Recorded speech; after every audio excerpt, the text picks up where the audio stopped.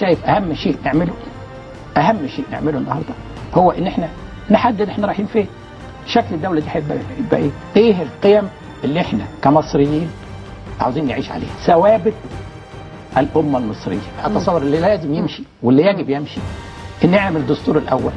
في هذه الحاله ممكن نختصر الوقت ونبتدي الحوار الوطني او اللجنه التاسيسيه ايا كان، نتفق على اساسيات. الدستور الالماني عمل 20 ماده. 20 ماده هي الحقوق والحريات الاساسيه، ثوابت الامه الالمانيه، وقال ان ال20 ماده دول لا يجوز تعديلهم على الاطلاق. اصبحت ثوابت، يعني نفس الفكره اللي انا كنت بتكلم عليها ان نحط ماده ان الجيش يحمي مدنيه الدوله. تعال نتكلم في الثوابت دي.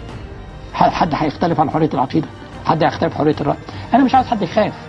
انا عاوز اقول احنا كمصريين ادي الثوابت بتاعتنا، وهذه الثوابت عمرها ما هتتغير. وفي هذه الحاله بقى هتعملي دستور في 5 دقائق بعد كده؟ هتعملي انتخابات رئاسيه برلمانيه؟ مش مهم. لا، عرفنا شكل الدوله. البلد النهارده محتاجه انقاذ وطني، وجزء من الانقاذ الوطني اللي انا بتكلم عليه ان انا الم المصريين كلهم. الاطمئنان، الاستقرار ده هيجي اما نتفق على الثوابت ونقول ادي اللي احنا الثوابت اللي هنعيش فيها هنحطها في الدستور ومحدش عمره هيغيرها.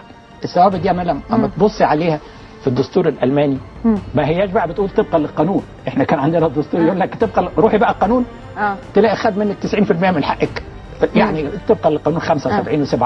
دي حاجات مطلقه. اول واهم شيء ممكن نعمله في الفتره الحاليه، لان هي دي اللي هتجيب لنا الطمانينه، هي دي اللي هتجيب الاستقرار، هي دي اللي هتجيب لنا الاستثمار، هي دي اللي هتخلق مننا مصر الجديده، الجمهوريه الثانيه اللي انا بتكلم عليها.